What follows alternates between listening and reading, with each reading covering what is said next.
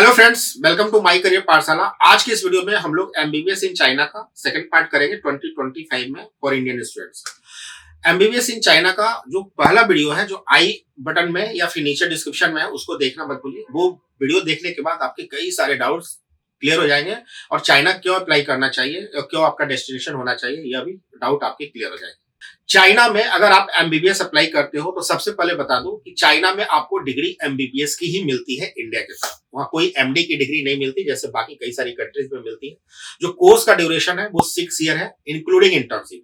5 years का classroom programme के बाद 1 साल का सेपरेट सीआरएमआई इंटर्नशिप मिलता है as it is similar like India की तरह। बांग्लादेश और नेपाल भी इसमें शामिल है जो इसी तरीके की इंटर्नशिप और स्टडी एकेडमिक्स मॉडल देते हैं। सिलेबस भी यहाँ पर सिमिलर है इंडिया के जैसे ही, ठीक है। अब जो कोर्स का ड्यूरेशन है उसके अंदर में 6 ईयर वाले में भी आपको फीस देनी पड़ती है। कई सारे स्टूडेंट्स को कंफ्यूजन होता है कि 5 इयर्स के बाद 6 ईयर में फीस देने की जरूरत नहीं होती, लेकिन नहीं, चाइना में 6 ईयर में आपको 6 ईयर की फीस, ट्यूशन फीस आपको देनी पड़ेगी। तो आपको जो अपने फाइनेंशियल कैलकुलेशन करने होते हैं या आपको जो बजट डिसाइड करना होता है अपने क्या बोलते हैं स्टडी एकेडमिक्स प्लान का, तो 6 ईयर के हिसाब से करना पड़ता है। कई बार कंसल्टेंट क्या करते थे कि 5 इयर्स का ही बजट बना के बच्चों को दे देते हैं, बता देते हैं कि सेपरेट 1 ईयर का इंटर्नशिप है, या आपको लगे कि आपके पैकेज थोड़े कम हो गए, तो नहीं, आपको 6 ईयर के हिसाब से कैलकुलेट करना है। अब बात करते हैं एलिजिबिलिटी की। चाइना में आप किसी भी यूनिवर्सिटीज में अगर अप्लाई कर रहे हो तो उसमें 2 स्टैंडर्ड एकेडमिक क्राइटेरिया। एक, नीट के अंदर में आपके 200 से कम स्कोर नहीं होने चाहिए। 95% of the university NEET score मांगती है और आपका 12th में फिजिक्स, केमिस्ट्री, बायोलॉजी, पीसी में मिलाकर के 70% से ऊपर की मार्किंग होनी चाहिए। और कुछ यूनिवर्सिटीज 3 to 4 ईयर से ज्यादा गैप भी नहीं लेते। ऐसा नहीं कि आप 6 to 7 ईयर्स का गैप है या 5 इयर्स का गैप है तो ग्रेड A+ की जो यूनिवर्सिटीज है चाइना में वो आपको एक्सेप्ट नहीं करेंगे। अब ग्रेड A+ से क्या है, चाइना में वहां की गवर्नमेंट ने कुछ यूनिवर्सिटीज की रेटिंग या रैंकिंग डिसाइड कर रखी है जिसमें ग्रेड A+, B, C इस तरीके से। लेकिन मैं आपको बता दूं, चाइना की ग्रेड C यूनिवर्सिटीज वर्ल्ड के कई सारी यूनिवर्सिटी से मच मच बेटर है, ठीक है। तो ग्रेड A यूनिवर्सिटीज का स्टैंडर्ड तो और भी बहुत अच्छा होगा। तो आपके 12th में 70% और नीट में 200 अगर मार्क्स ऊपर है, और आप लास्ट ईयर भी 2024 में भी अगर आपने ये नीट क्वालिफाई किया, क्योंकि आपको पता होना चाहिए कि बाहर की कंट्रीज में अप्लाई करने के लिए इंडिया में नीट 30 इयर्स के लिए वैलिड है, तो आप एलिजिबल हैं और आप अप्लाई कर सकते हैं। एप्लीकेशन अप्लाई करने के बाद चाइना में एक प्रोसेस होता है जिसमें आपका इंटरव्यू शेड्यूल होता है और वो इंटरव्यू आपका ऑनलाइन होता है, स्काइप के थ्रू होता है। वो इंटरव्यू देने के बाद फिर आपका सिलेक्शन लेटर आता है और आपके प्रोसीजर आगे बढ़ते हैं। अब चाइना में एक और चीज है कि आप वर्ल्ड की जितनी भी कंट्रीज अभी पढ़ने जा रहे हो फॉर द टाइम में, उस कंट्रीज में चाइना एक ऐसी कंट्री है जहां पे आपको स्कॉलरशिप मिल सकता है, आप स्कॉलरशिप विन कर सकते हो। पहले क्या होता था कि जाने से पहले अकॉर्डिंग टू योर एकेडमिक्स 90%, अगर 95% मार्क्स है 12th में, नीट में 500+ स्कोर कार्ड है तो आपको स्कॉलरशिप मिल जाते थे 30 to 40% के आसपास। लेकिन आज के डेट में अब ये स्कॉलरशिप बंद कर दिया गया है मोस्ट ऑफ द यूनिवर्सिटीज में। अब जो स्कॉलरशिप है वो आप वहां पे यूनिवर्सिटी लेवल पे या फिर प्रोविंशियल स्कॉलरशिप वहां जाकर के आप जीत सकते हो। मतलब अगर आपके थ्रू आउट एकेडमिक परफॉर्मेंस बहुत अच्छे हैं, आप टॉप सेगमेंट्स में हो, तो आप वहां पर जो डिफरेंट स्कॉलरशिप के यूनिवर्सिटीज के फॉर्म आते हैं वो आप फिलअप कर सकते हो। उसमें आपके 50% से लेकर के 100% तक tuition fees second year onwards माफ हो सकती है, मतलब वेव ऑफ हो सकती है। तो यह एक ऐसी कंट्री है जहां पर आप मेडिसिन में यानी एमबीबीएस में भी स्कॉलरशिप गेन कर सकते हो। अब एप्लीकेशन डेट चाइना की क्या होती है? चाइना के अंदर में जो एडमिशन की डेट होती है वो बहुत जल्दी खत्म हो जाती है। रीजन में क्या है कि चाइना की जितनी भी यूनिवर्सिटीज है इंटरनेशनल कैंपस, उसे पूरे वर्ल्ड के बच्चे अप्लाई करते हैं। अब जैसे मैं मान लूं एक एग्जांपल के तौर पे बात कर लो कि आप कजाकिस्तान चले गए, जो उज्बेकिस्तान चले गए, वहां पे क्या है, अगर किसी XYZ यूनिवर्सिटीज में 250 सीटें हैं तो 240 बच्चे तो आपको इंडियन ही मिलेंगे, वो भी कई सारे बच्चे एक ही जगह मिलेंगे। लेकिन चाइना में नहीं है। चाइना में 100 सीट्स हैं, 80 सीट्स है, 85 सीट्स है, इस तरीके से अगर सीट्स है या 200 सीट्स भी हैं किसी यूनिवर्सिटीज में, तो वहां पर पूरे वर्ल्ड के बच्चे वहां पर आपको एप्लीकेशंस के लिए मिलेंगे। तो जो इन्वायरमेंट है वो बहुत अच्छा है। तो जो उसका इनटेक होता है मार्च ऑनवर्ड्स, फरवरी से ही शुरू हो जाता है कई सारी यूनिवर्सिटीज की, लेकिन मार्च से लेकर के जून तक में आपके चाइना के 99% यूनिवर्सिटीज क्लोज कर देती है, मतलब उनका एप्लीकेशन क्लोज हो जाता है।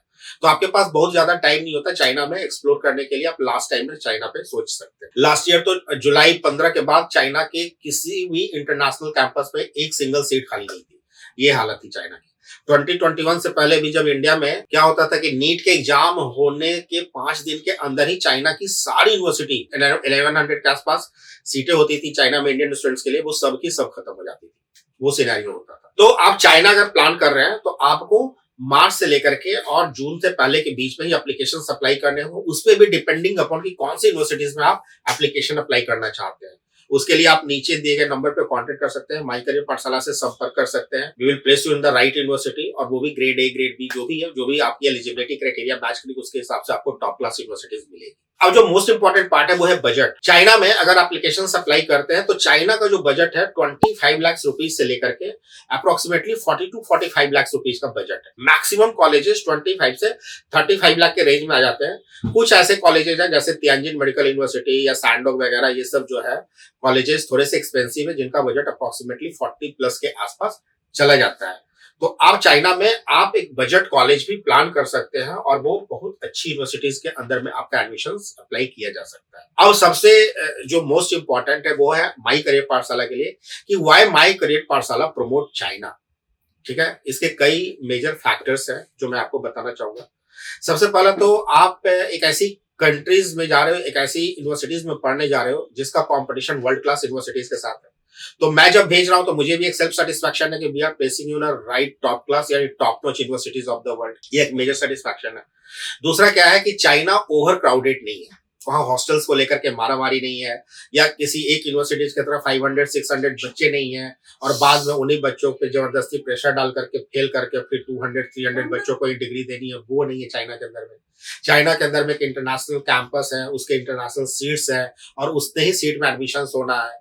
दूसरा क्या है कि पूरे वर्ल्ड से बच्चे आते हैं, तो कॉस्मोपॉलिटन नेचर बना हुआ है। एक मतलब आपको different different environment, different different बच्चों के साथ डिफरेंट डिफरेंट कल्चर और कई सारे एक्सपोजर आपको मिलते हैं। तो वो सारी चीजें चाइना के अंदर में आपको देखने को मिलती है। इसके अलावा जो यूनिवर्सिटीज है वो काफी स्ट्रिक्ट होती है। डिसिप्लिन का मतलब है डिसिप्लिन चाइना के अंदर में।